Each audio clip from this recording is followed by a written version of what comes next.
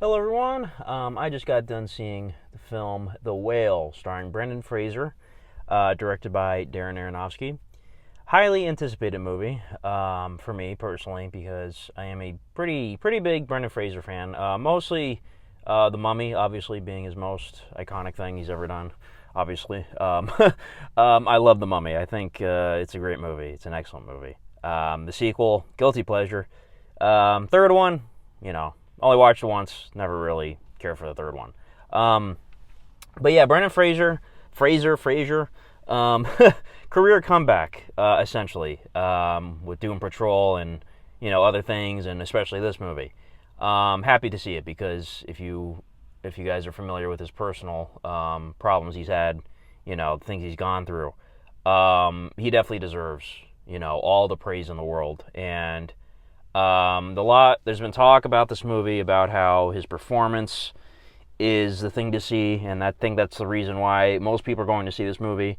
I'm happy to say my showing, a lot of people were at my showing, which was very surprising. Normally, when I go to these A24 movies, there's not a lot of people in the crowd, and this audience was almost full, which I couldn't believe. It was very, very, very cool, especially on a Tuesday night.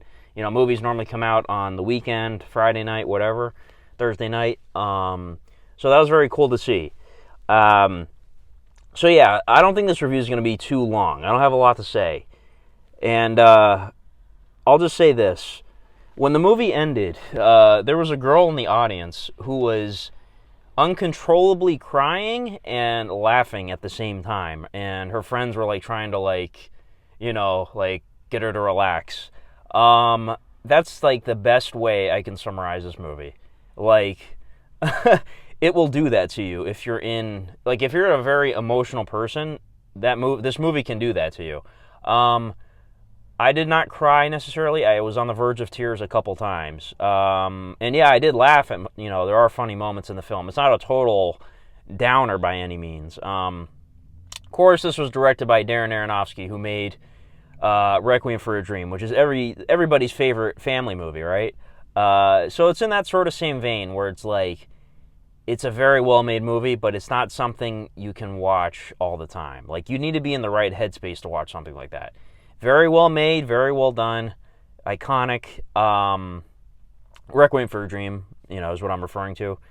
This movie is the same. I feel like, especially if Brendan Fraser wins an Oscar for this, I'm sure he's going to get nominated. He's pretty much a shoo-in for the nomination, at least. If he wins, especially, this will definitely go down as like a memorable movie. Yeah, the performance is excellent, and like I said, when the movie ended, that girl was very emotional, and the movie has a very impactful ending. I really felt it. This is one of the most impactful endings. Like, I felt like watching, especially in a theater. Like, I was sitting there like mesmerized at the ending of the movie.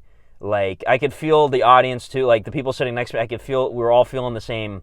Like, man, it was very powerful and it worked. Like, it didn't botch the landing. It stuck the landing. So yeah, the ending was very good, and overall the movie itself was very good. Like I said, it's not a pleasant movie by any means. So again, I don't know if I should fault the movie for that. Rewatchability value is big for me, as you guys know. I wouldn't rewatch this a lot, and not in a bad way, but it's just, you can't watch something like this all the time. Very effective movie. And all the performances, of course, not just Brendan Fraser. The woman who plays his friend is very good in this. I forget her name. Sadie Sink plays his daughter. She's incredible. Like, oh my God. Like, obviously in Stranger Things Season 4, she was the shining star this year. And man, she is just further proving how much acting chop she has.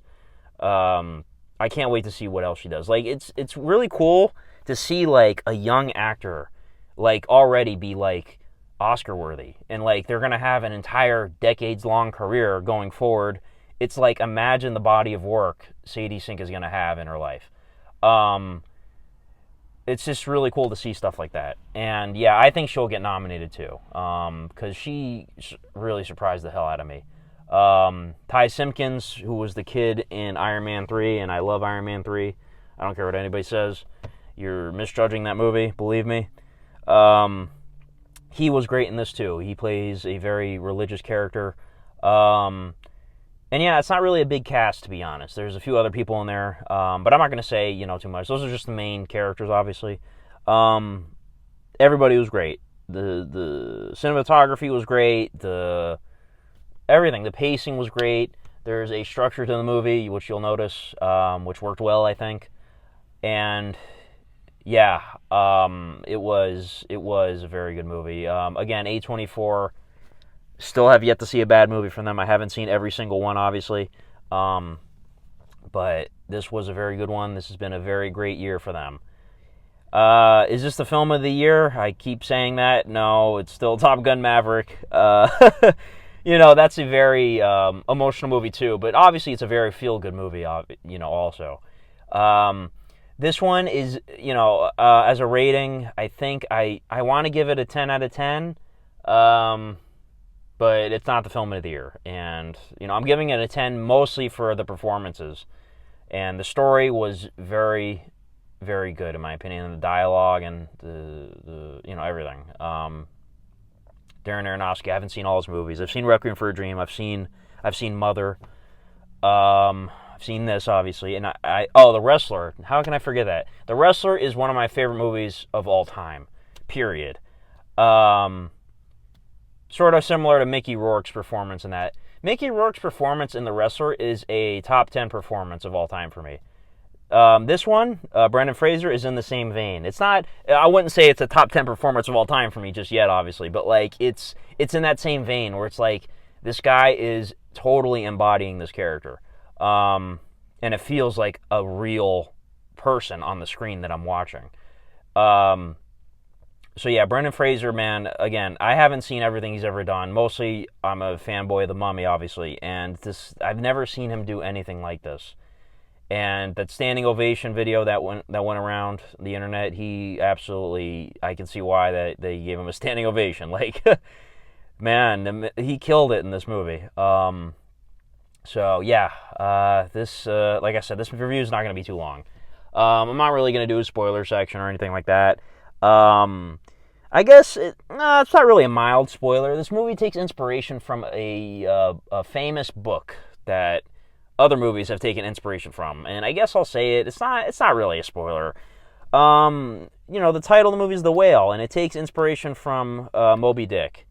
And I've never read Moby Dick, and I really need to get around to reading it because, I'm always hearing references to Moby Dick, and I have a vague idea of what the book is about.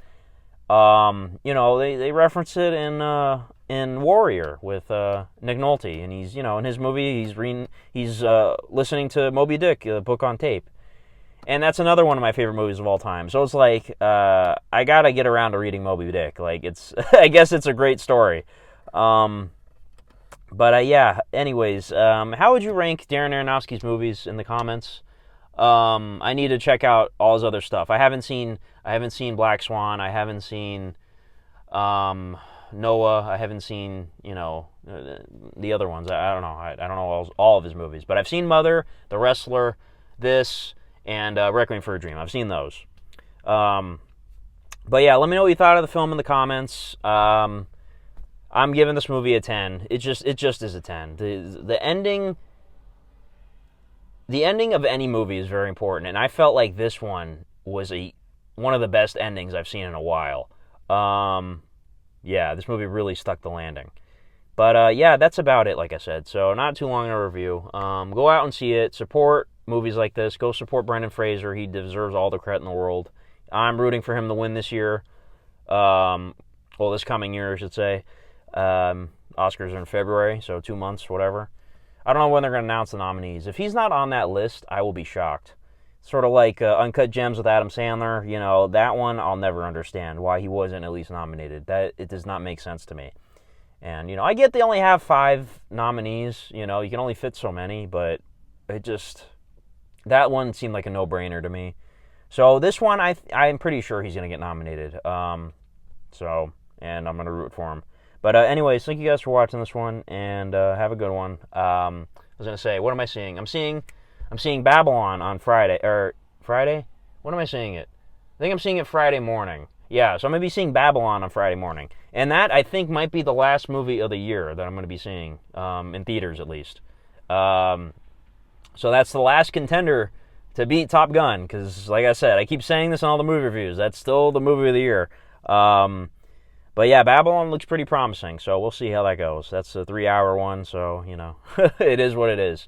So expect a review on Friday. And yeah, thank you guys for watching this one, and have a good one. Bye-bye.